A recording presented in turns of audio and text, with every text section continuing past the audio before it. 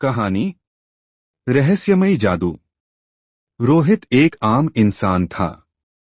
उसकी जिंदगी एक साधारण ढर्रे पर चल रही थी। हर सुबह ऑफिस जाना, रात को घर लौटना और अगले दिन फिर वही दिनचर्या। लेकिन एक दिन ऐसा कुछ हुआ जिसने उसके जीवन का रुख ही मोड़ दिया। उस दिन बारिश हो रही थी। आसमान में घने बादल थे और तेज हवाएं चल रही थीं। रोहित अपने ऑफिस से घर लौट रहा था जब उसने देखा कि सड़क के किनारे एक बूढ़ी औरत भीग रही थी। उसके कपड़े फटे हुए थे और उसके हाथ कांप रहे थे। रोहित को दया आई। उसने अपनी छतरी उस औरत की तरफ बढ़ाई और पूछा, अम्मा, आपको कहाँ जाना है? मैं छोड़ देता हूँ, बूढ़ी औरत ने धीरे से मुस्कुराया। उसकी आंखों में एक अजीब सी चमक थी।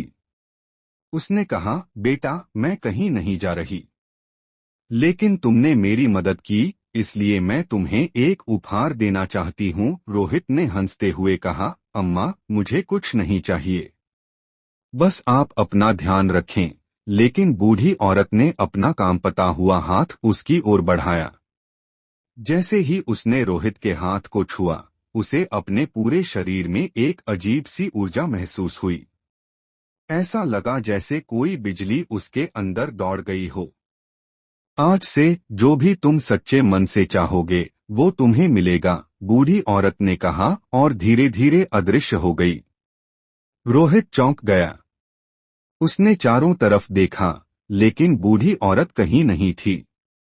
क्या ये मेरा वहम था? उसने खुद से सवाल किया। लेकिन अगले ही दिन जब उसने मजाक में सोचा कि काश मुझे ऑफिस में प्रमोशन मिल जाए, तो उसे अचानक एक ईमेल आया। उसे वाइस प्रेसिडेंट बना दिया गया था। ये देखकर उसकी सांसें थम गईं। क्या ये महज संयोग था? परीक्षण के तौर पर उसने फिर से कुछ सोचा। इस बार उसने दिल से सोचा कि उसके बचपन का खोया हुआ दोस्त उससे मिल जाए। और अगले ही दिन अचानक उसे सोशल मीडिया पर अपने दोस्त का मैसेज आया, यार, तुझे बहुत मिस कर रहा था, मिलना है। अब रोहित को यकीन हो गया कि बूढ़ी औरत कोई आम इंसान नहीं थी।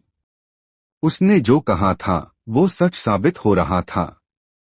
लेकिन जल्द ही उसे एहसास हुआ कि ये जादू जितना सुंदर था उतना ही खतरनाक भी हो सकता था। अगर उसने कोई गलत इच्छा मांग ली तो नतीजा क्या होगा? एक दिन गुस्से में आकर उसने सोचा, काश मेरा बॉस इस कंपनी से चला जाए। अगले ही दिन खबर आई कि उसका बॉस अचानक बीमार पड़ गया और उसे विदेश इलाज के लिए भेजा जा रहा है। रोहित को एहसास हुआ कि उसे इस शक्ति का उपयोग सोच समझकर करना होगा। वो जो भी चाहता था वो सच हो रहा था, लेकिन इसका असर सिर्फ उसकी जिंदगी पर नहीं बल्कि दूसरों की जिंदगियों पर भी पड़ रहा था। उसने खुद से एक फैसला किया, वो इस जादू का इस्तेमाल सिर्फ अच्छे कामों के लिए करेगा। अब वो दूसरों की मदद करने लगा, अनाथ बच्चों के लिए स्कूल खुलवाया, गरीबों की सहायता की और जरूरतमंदों की इच्छाएं पूरी करने लगा। धीरे धीरे उसे एहसास हुआ कि असली जादू उसकी इच्छाओं में नहीं बल्कि उसके कर्मों में था। अगर इंसान सच्चे मन से किसी की भलाई चाहता है तो पूरी सृष्टि उसे पूरा करने में लग जाती है। आज भी रोहित एक सफल व्यक्ति है, लेकिन उसके लिए असली सफलता उसके कर्म हैं, न कि जादू। निष्कर्ष, ये कहानी हमें सिखाती है कि जादू सिर्फ चमत्कारों में नहीं बल्कि हमारे अच्छे कर्मों में भी छिपा होता है।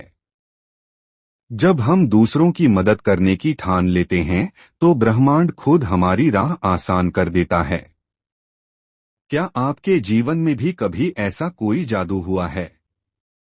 अगर हाँ, तो इसे जरूर साझा करें।